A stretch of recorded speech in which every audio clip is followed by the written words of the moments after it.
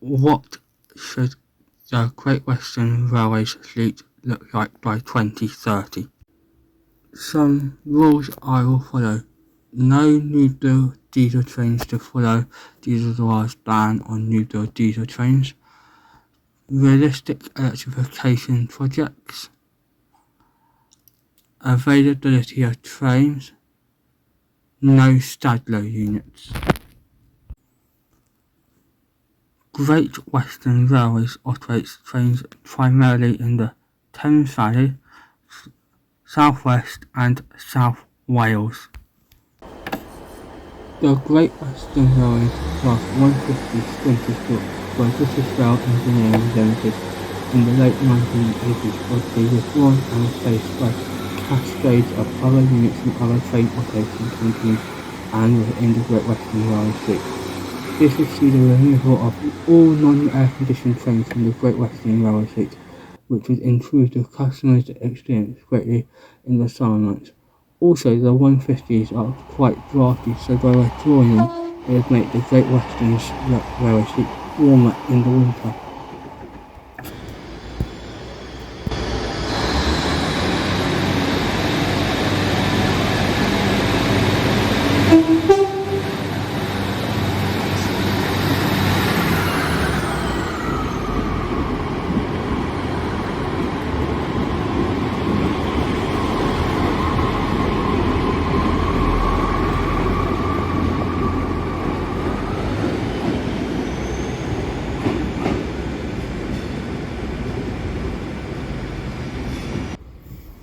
Now moving on to the Class 158 built by British Rail Engineering Limited in the 1980s and early 1990s. Great Western Railways would gain the soon-to-be withdrawn 158s from Transport for Wales Rail.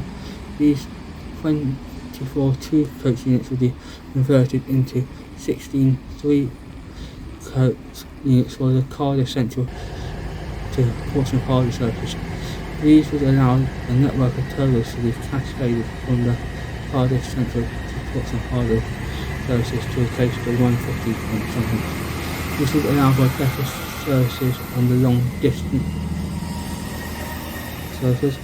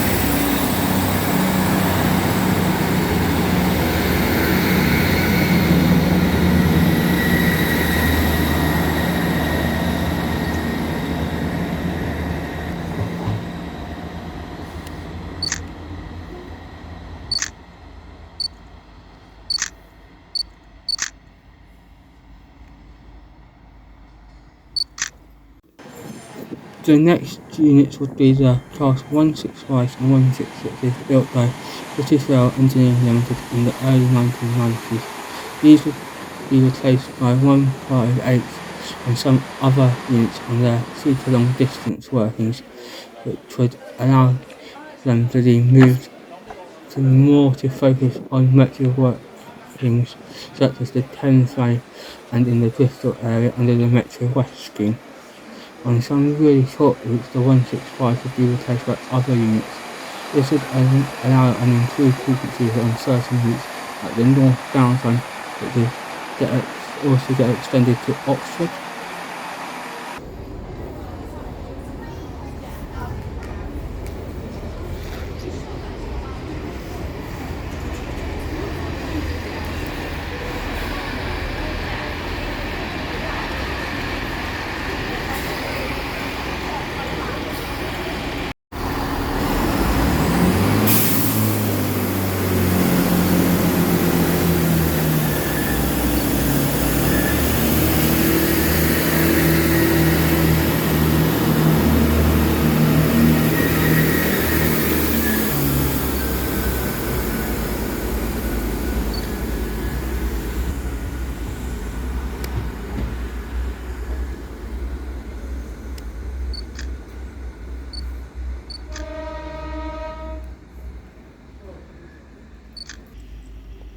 The next units would be the Class 230s built by Metro Camel in the late 1970s and early 1980s as D-78 stocks, which were converted into Class 230s by Furnival in the mid to late 2010s. These would be used to decarbonise the short and low speed Thames branches, as well as the all Cornish branches, apart from the Newquay branch.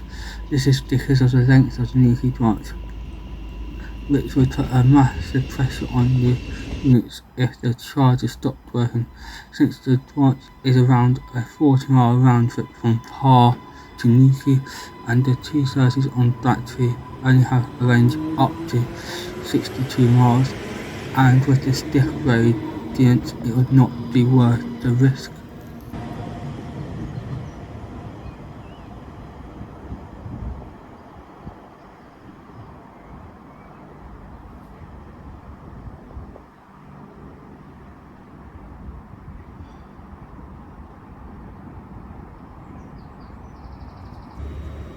The next trains would be the Class 225 Castle sets. These would still get withdrawn like planned, but their replacements would be different units such as the 387s on certain parts of the routes they operate.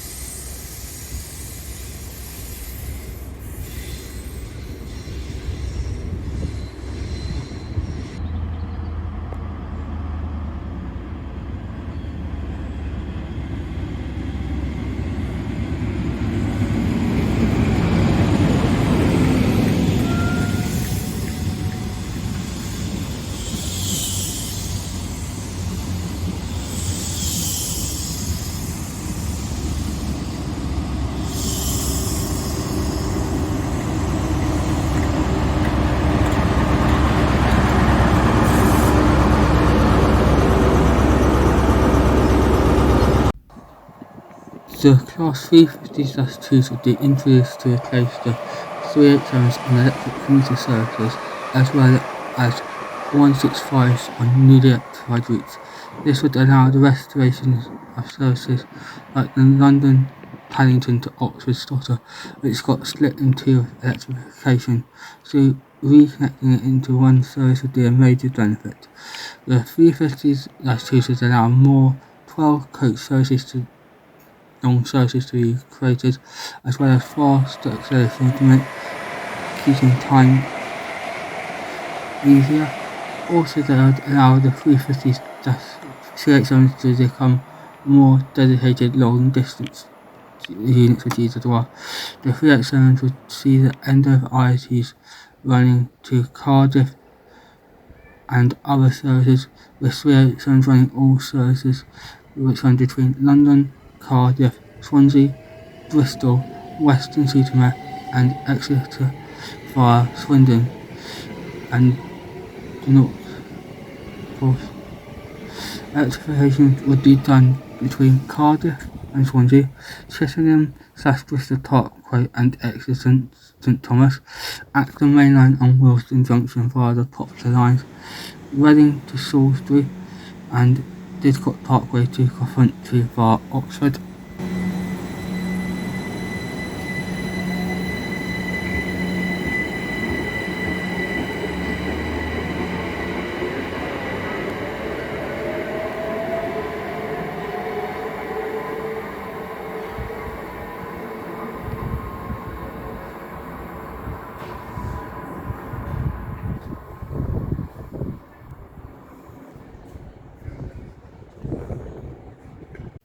The ITs would be moved around to allow them to be better utilised to meet the demand on long distance services which run off the wires.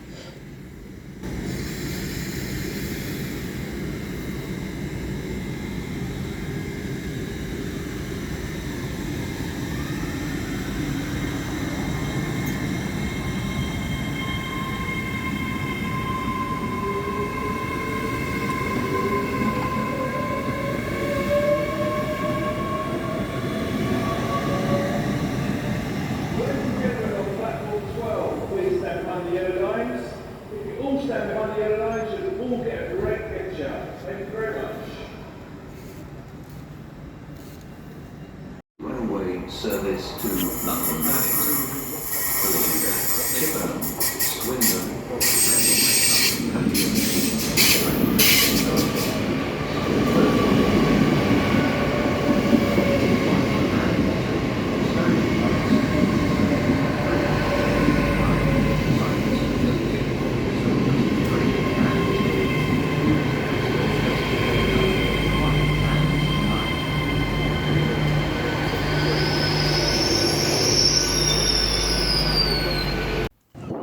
The withdrawn novices would be introduced to replace the 10 or so castle sets left.